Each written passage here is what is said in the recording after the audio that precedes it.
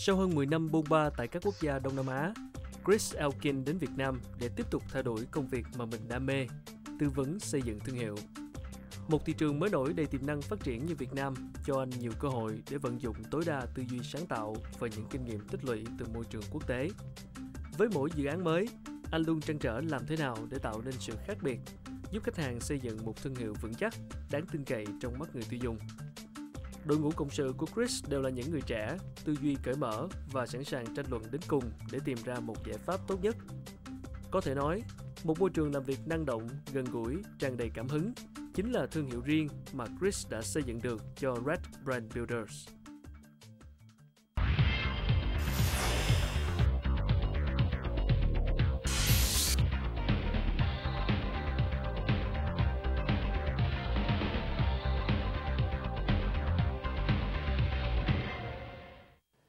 Xin kính chào quý vị đang theo dõi chương trình Tôi về Việt Nam trên kênh truyền hình FBNC. Và ngày hôm nay thì chúng tôi rất hân hạnh được mời đến trường quay anh Chris Elkin, là giám đốc điều hành của Red Brand Builders, một chuyên gia tư vấn và xây dựng thương hiệu. Hi Chris, thank you so much for being thank you very much, Ken. Thank you for having today. me. Thank you.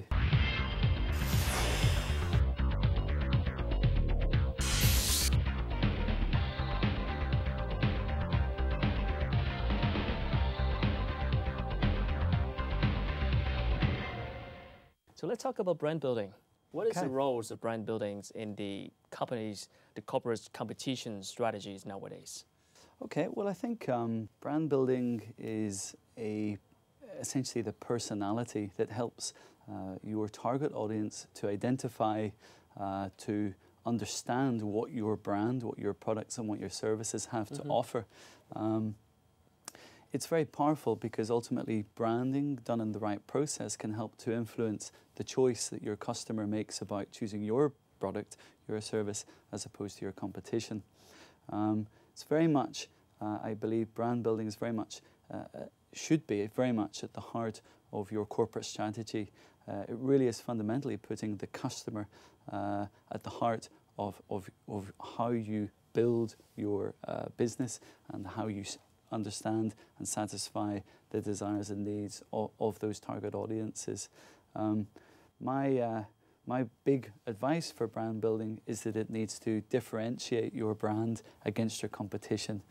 Too often, brands or companies just follow what's been done before because it's the safest option, whereas branding can really help you differentiate and stand out from the competition so that you're more appealing and as appealing as possible to the specific target audiences you're trying to connect and sell to. So having said that, what are some of the challenges that the companies, especially Vietnamese companies nowadays, are facing in the process of, building brand for themselves? Sure.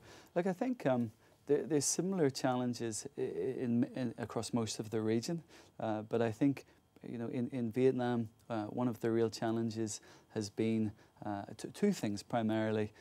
You have a very top-down hierarchical way of running an organization. And that is really the mentality of the CEO and the overall knowledge that the CEO has of the brand building process. So you have a lack of vision, I suppose, and differentiation of how your company will appeal to your target audiences in the future. And then there's a general lack of understanding of what branding is still in Vietnam and what the best process is to follow to appeal to your customers again, to differentiate yourself clearly from your competition. Because of those two factors, it means often there's a disconnect between the CEO, what's best for the company, and they're not necessarily engaging their team or even the marketing department effectively. So ideas may exist within the company amongst the brand managers, the marketing directors who have the knowledge of a brand building process, but it isn't getting properly shared, the proper partners. So the CEOs and the managers should have more education on brand buildings and try to close the gap. Look, I think there's definitely more opportunity for training, for workshops to be undertaken to help bridge that gap so that there's more enlightenment, more understanding of how branding can differentiate you, can add a premium to your price and can help you stand out from the competition. So I know you've been in as many Asian markets before coming to Vietnam. What are some of the doing brand buildings in other markets compared to Vietnam? Sure, sure. Well, really whatever market you move into, it's always different. And it is, everything we do in branding is really driven by the understanding of the customer and the understanding of what your competition are doing. Sure. So whenever you move into a new market, your brand building should always be driven by having a very clear and strong understanding of what motivates your local audience to buy a brand. That really is driven by the local tastes, by their loves and hates, by their aspirations, by cultural taboos or norms. Vietnam, as we all know, went into the WTO only really relatively recently in 2007, which means that there's still it's still got a long way to go when we look at regional competitors such as Thailand, Singapore, Hong Kong, North Asia.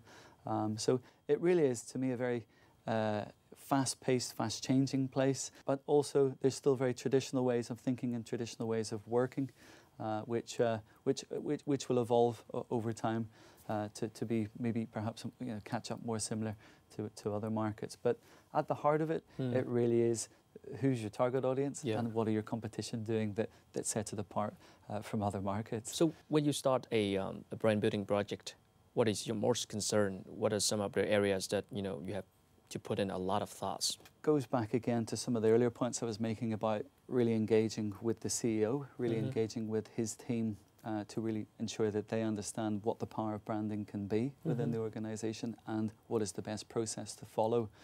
So what we really try and ensure at Red Brand Builders is that everyone involved in the project fully understands what they're getting into. What is the process going to be?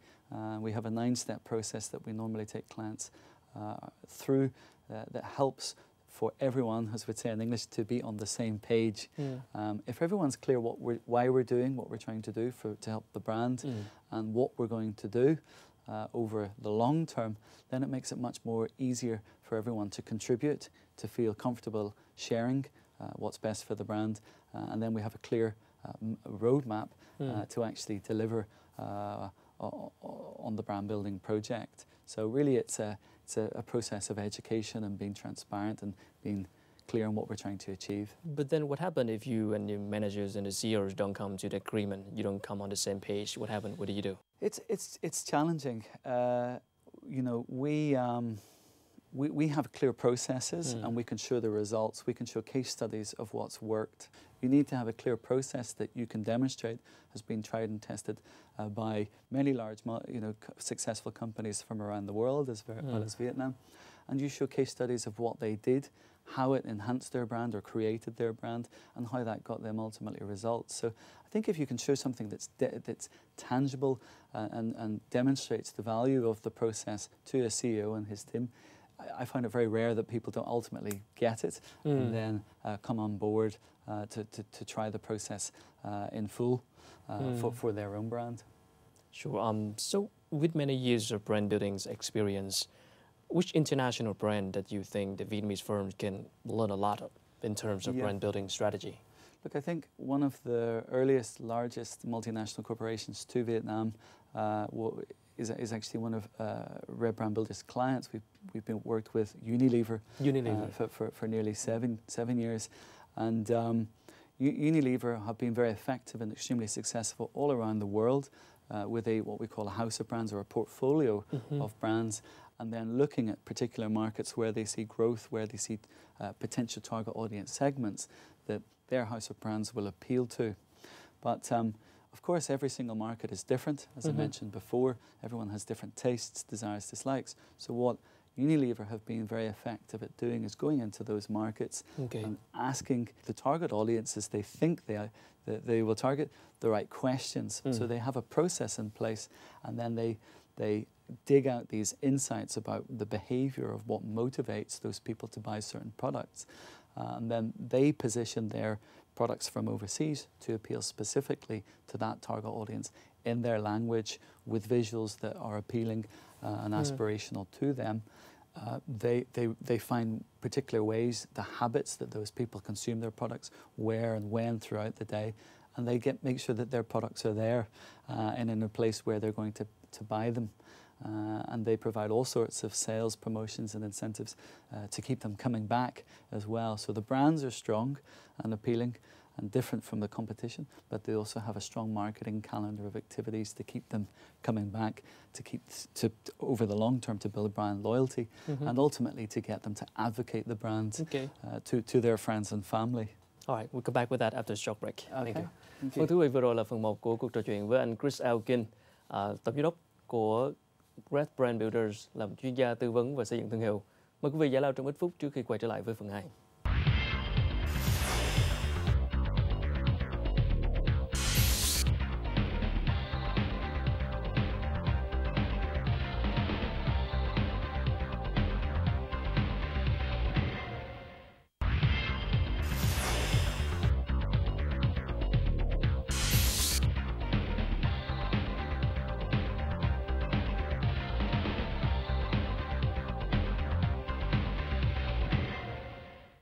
Xin chào mừng quý vị quay trở lại với phần 2 của chương trình Tôi Việt Nam với cuộc trò chuyện cùng anh Chris Elkin là giám đốc điều hành của Red Brand Builders, một chuyên gia tư vấn và xây dựng thương hiệu.